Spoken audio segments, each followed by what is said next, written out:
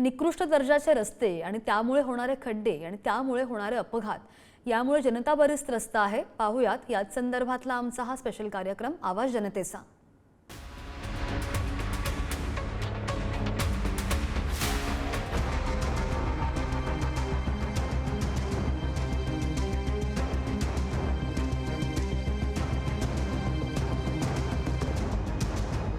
मुंबईमध्ये मुसळधार पावसाला सुरुवात झाली की आठवण येते ती म्हणजे 26 जुलैची। आणि या 26 जुलैच्या दिवशी जवळपास मुंबईतील सर्व जनजीवन आहे ते विस्कळीत झालेलं होतं। याच घटनेला आता 20 वर्ष पूर्ण होतात, परंतु काहीशी परिस्थिती तशीच आपल्याला ही मुंबईमध्ये काही वेळी अनुभवता येते। आपण क्रांतीनगर कुर्ला येथील या विभागामध्ये आहोत आणि याच विभागात सर्वात जास्त हा जो नागरिकांना त्रास आहे, जनजीवन विस्कळीत आहे ते झालेलं होतं। याच क्रांतीनगरला आता देखील काही आपण या ठिकाणी झोपड्या आहेत त्या पाहतोय आणि या झोपड्यांना आता देखील तशीच भीती ही कायमस्वरूपीची आहे। परंतु या 26 जुलैच्या पावसामध्ये प्रामुख्याने जो काही अनुभव आला आणि अक्षरशः जनजीवन ज्या ठिकाणी घरं उद्ध्वस्त झाली, असे काही नागरिक आहेत ज्यांना आजही 26 जुलै आठवला की अंगावरती काटा येतो। काही नागरिक आहेत। ताई, काय सांगाल 26 जुलै बद्दल? 26 जुलै म्हटलं तर खरोखर अंगावरती काटाच येतो, कारण त्यावेळेला परिस्थिती इतकी बिकट झालेली। अचानक पाऊस आला आणि अचानक घरात पाणी आलं। पाणी आल्यानंतर आम्ही सगळे घाबरलो। मुलांना वगैरे आम्हाला म्हणजे 2 माळे नव्हते, घर पोटमाळा होता। मुलांना माळ्यावरती सगळ्यांना पाठवलं। कपडे ते उचलले आम्ही, पण लक्षात नाही आलं की इतकं पाणी भरण म्हणून आम्ही राशन तेल वगैरे वाचू शकलो नाही। ते सगळं माझ्या डब्यांमध्ये पाणी गेलं, सगळं धान्य भिजलं, पिठाचा गोळा झाला, तेलात पाणी गेलं, काही उरलं नाही। मग आम्ही मुलाबाळांना घेऊन मिस्टर कामाला गेलेले, घरी कोणीच नव्हतं। पोटमाळा लाकडाचा माळा होता, एकदम एकच पायरी बाकी होती, लोखंडाची शिडी होती, लाईट नव्हती, अंधार काळोख एकदम, आणि पाणीच पाणी, इतकं पाणी की विचारतच नाही। खाली उतरू शकत नाही, एक पायरी जरी खाली उतरलं का गळ्यापर्यंत पाणी, इतकं पाणी भरलं, ते पण घरात। तर बाहेर काय अवस्था असेल। मग अशा परिस्थितीत खाण्यापिण्याचे हाल झाले, कुणी लक्ष द्यायला नाही, काय नाही, बाहेर पडू शकत नाही। मुलाबाळांना काय खायला घालायचं, त्यांचे पप्पा घरी नाही आहेत। आणि मग शेजाऱ्यांचं पण तळाचं घर असल्यामुळे त्यांना पण मी म्हटलं या माझ्या माळ्यावरती। मग माळ्यावरती सामान वगैरे टाकलं, त्याला लोड झाला। 2 दिवस घरात खूप पाणी, मुलांना म्हणजे लघवीला करायला जायला पण होत नव्हतं, खाली उतरू शकत नव्हतं, कारण उतरलं का ते गळ्यापर्यंत पाणी होतं। कपडे ओले होण्याची भीती होती, कारण कपडे सगळे भिजलेले। अशी कठीण परिस्थिती, खूप कठीण। 2 दिवस तर इतके हाल।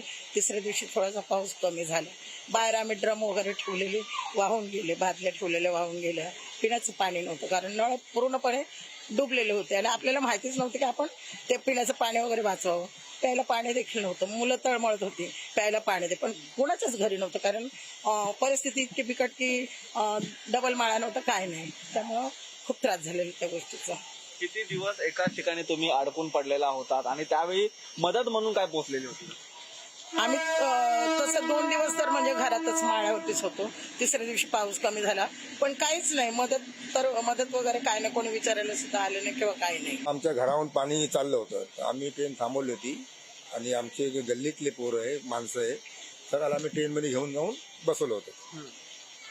अजून काहीच नाही, मग आम्हाला काय मदत नाही, काय नाही। ट्रेनमध्ये आम्ही कंटिन्यू 3 दिवस कंटिन्यू ट्रेनमध्ये होतो, पाणी उतरत आमच्या घराहून पाणी गेलं होतं। आम्ही ट्रेन थांबवून ठरली होती, बस तेवढंच केलं। आज नक्की काय वाटतंय? आज 20 वर्ष पूर्ण होतात, परंतु गेले लगातार 4 दिवस कंटिन्यू पाऊस पडतोय, काहीतरी भीती मनात आता वाटते? 26 जानेवारीची भीती वाटतेच सर, असं होतच आहे की पाऊस भरणार, पाणी भरणार, कुठं जाणार। आता बी आमचं सिंगलच घर, डबल घर बी नाही आमचे। गव्हर्नमेंटने काय करून दिलंच नाही आम्हाला अजूनपर्यंत, तसंच आहे आम्ही। मिठी नदीचा भ्रष्टाचार मागच्या 20 वर्षात यांना जनतेचं काही पडलं नाही। म्हणजे 20 वर्षापूर्वी जवळपास मी 8 वर्षाचा होतो, त्यावेळेस जी परिस्थिती होती ती परिस्थिती आजही आमच्या वस्तीमध्ये। फक्त लोकांची G+1 घरं झाल्यामुळे आता लोक माळ्यावरती राहू शकतात। त्यावेळेस लोक ट्रेनमध्ये किंवा उंच ठिकाणी बसून होते जवळपास 3-3 दिवस। प्यायला पाणी नव्हतं, तर छतावरनं जे पाणी पडत होतं ते पाणी टोपामध्ये घेऊन आम्ही गरम करून ते पाणी 3 दिवस सलग पित होतो। परंतु इथल्या प्रस्थापित जे काही राजकारणी आहेत, आताचे राजकारणी आहेत, यांनी फक्त आणि फक्त राजकारण केलं आणि मिठी नदीचा जो काही निधी आहे सफाईच्या नावाखाली त्यांनी पूर्ण गडप केलेला आहे आणि आलटून पालटून ह्या सगळ्यांनी खाल्लेलं आहे त्याच्यामध्ये।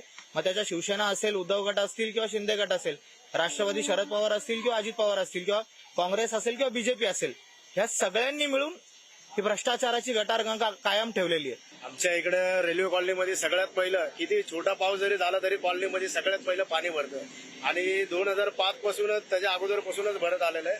ना रेल्वेनं त्या गोष्टीकडे लक्ष दिलेलं आहे ना इथल्या बीएमसीनं लक्ष दिलेलं आहे. आणि आमच्या जवळच आसपास एक रेल्वे स्टेशन आहे, कुर्ला टर्मिनस आहे. तर कुर्ला टर्मिनसला जाण्यासाठी एक कच्चाच रस्ता आहे अजूनपर्यंत एवढ्या वर्षापासून 2005 पासून ते 2025 चालू आहे. तो कच्चाच रस्ता आहे. तो कच्चा अजूनपर्यंत कधी गव्हर्नमेंटनं तो रिपेअर केला नाही, तो कधी बनवला नाही. 26 जुलै आठवला तर अंगावरती येणारा तो एक थरारक ती घटना आणि अंगावरती येणारा काटा. या नागरिकांच्या वतीने प्रशासनाला एकच आवाहन करण्यात आलेलं आहे. ज्या उपाययोजना आहेत त्या उपाययोजना थोडक्या नसून कायमस्वरूपीच्या असाव्या. व्हिडिओ जर्नलिस्ट प्रकाश गोयसह निखिल दमान, पुढारी न्यूज, मुंबई.